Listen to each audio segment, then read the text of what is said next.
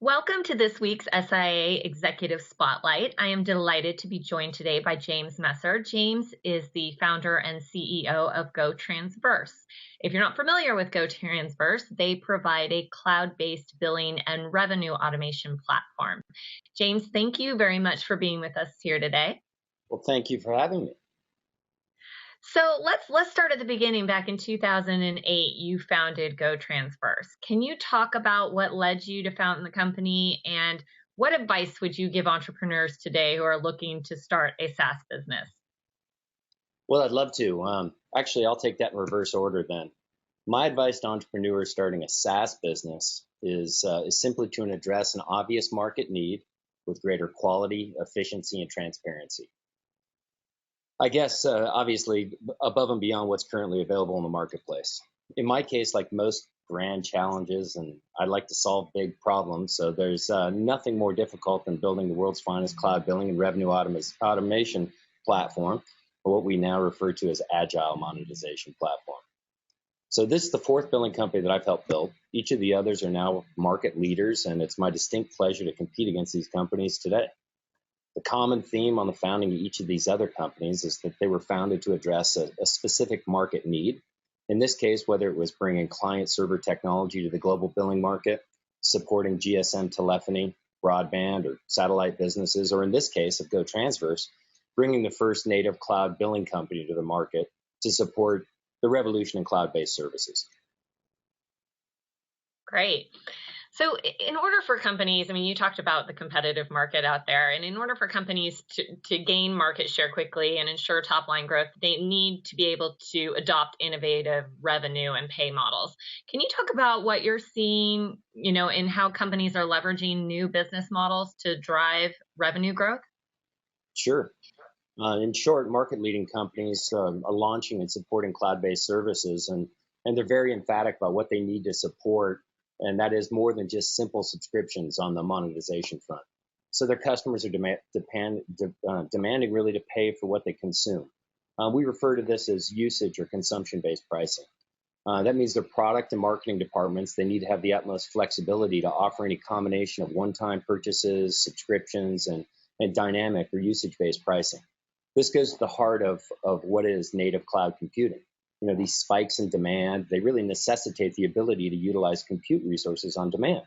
So there's a lot of lip service about what a cloud application really is, but I think it really goes down to that basic premise, is the necessity to utilize compute resources on demand. I mean, that really drives the value for the end customers. So examples of companies leveraging these models to drive top line revenue growth, I'd say we just picked the automotive industry. Companies like Uber with their surge pricing, love it or hate it, it's been effective for them. Global telematics companies who are servicing their clients on a global basis with innovative tiered and tapered-based IoT and usage-based services. So companies like Tesla and likely soon Apple, who view the vehicle as a software platform offering on-demand services specific to each customer. So we love this revolution and rush to revenue, because in order to support these services and their demand for almost immediate time to market or provisioning of new products and services, really only a native cloud-based monetization platform could support such quick time to revenue. So for instance, in our competitive marketplace, legacy billing platforms were never built for this speed. They were largely built for 5 nines of reliability, and the revenue model was built on change management, which isn't unlike most legacy enterprise software platforms. They want you to pay them to code their legacy systems to support new products and services. That's their revenue model. At least they're honest about it. They can't leverage the elasticity that the cloud provides, so their customers usually have to pay for what to them they feel is unnecessary hardware during their slow periods. As a native cloud application, we don't have such problems. So a true multi-tenant platform like Tract, our billing platform, supports these rapid product launches only by configuration, so not customization. And we use that elasticity to scale our customers up and down with their business cycles, and we pass along these savings to those customers. So the reason that companies are racing to native cloud applications is because they know they'll get more more speed, faster time to revenue, and higher quality at a far lower cost. Well, let's talk a little bit about customer success, because as we talk about, native cloud and SaaS businesses, we know that customer success is key to those businesses today to guarantee your renewal, right? And any upgrades to the service. As the CEO, what role do you play with customer engagement with your customers, and how often do you engage with them? And if you can share, like, in what capacity you engage with them, that would be great. Sure. Well, you probably never heard this before, but billing is a very intimate service. It's really the lifeblood of an organization, and it's very, very difficult. And companies know that. Companies really know that in industries where billing has always been critical, like telecommunications, financial services, utilities. Everybody in those organizations know that it's a pain point. It's very difficult and very expensive, but critical to their success. goTranverse was built by a team of enterprise billing domain experts who have hundreds of years working on very expensive, complex billing problems for some of the world's largest and most successful companies. People come to us not only for our platform, but for that domain expertise. It's an industry unlike most, where you can't just go to Silicon Valley with a lot of seed financing and hire the best programmers in the valley with a great idea and expect to have the world's greatest billing company. It doesn't work that way. You need that expensive education. So each one of our customers, we actually give them one of those domain experts, a goTranverse executive sponsor that they have access to. For instance, I work closely with the telecom, our IoT, and our over-the-top or OTT clients and have daily contact with them.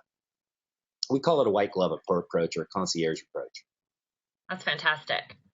One of the things when I'm talking to CEOs, specifically in the technology industry, one of the biggest challenges is talent. What measures do you take to recruit and keep talented people, and what advice would you give to your peers? Sure, this is something that's near and dear to my heart. So I'd like to think that not only myself, but for the other employees in our company, it's a sincere pleasure for them to come to work each day. That's probably another thing that you've never heard a billing company promote, because what we do is very difficult. We work on very difficult problems and in difficult environments. But at the heart of that, the reason it's a pleasure to come to work is all about our company culture. I think building a company really starts with the right ingredients, and to build that company culture, of course, it's the people and the environment that you're in that creates and makes company culture flourish. So, for instance, for us, our headquarters is just a couple of blocks away from the Texas State Capitol and down the heart of downtown Austin in the entertainment district. We're surrounded not only by great technology companies, but also world-class restaurants, hundreds of live music venues, festivals like South by Southwest and Austin City Limits. And the Austin City Limits TV show is taped a few blocks from our office. We've got a Formula One track that also has MotoGP, the premier motorsports in the world. We got 160 miles of beautiful waterways just a few blocks from office. There's people down there right now waterboarding, and well, waterboarding is probably a bad example to use, but enjoying the waterways. How's that? And we don't look to just hire yes men, but rather we hire the finest talent in the industry who are not here just to take directions from us, but really to teach us a better way of doing things.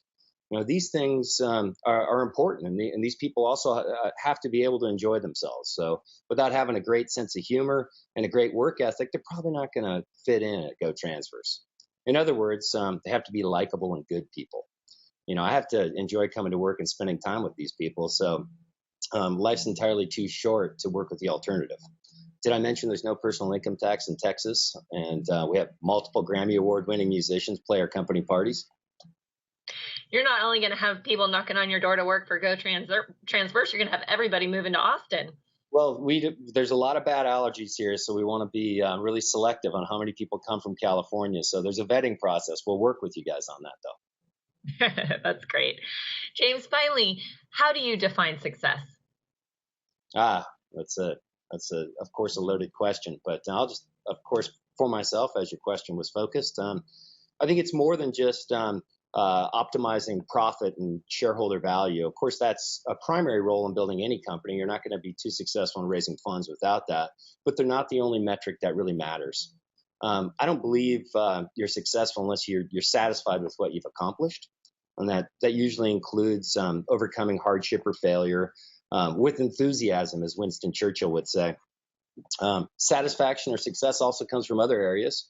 And I'm sure a lot of people repeat them, but it's worth repeating, I guess. And that is, peace of mind and well-being, and what kind of accumulated wisdom have you gathered over the years of building your business, and are you fulfilling your curiosity, and are you giving back what you can? So I think it's a little bit of a loaded question, but at the end of the day, did you enjoy yourself? Were you good to one another and to your employees and to your customers? And so at the end of the day, I hope when I look back, I don't have many regrets. That to me is success. Fantastic. James, thank you so much for your time and some great insights today. For more information on goTranverse and SIIA, please visit our websites and stay tuned for next week's Executive Spotlight.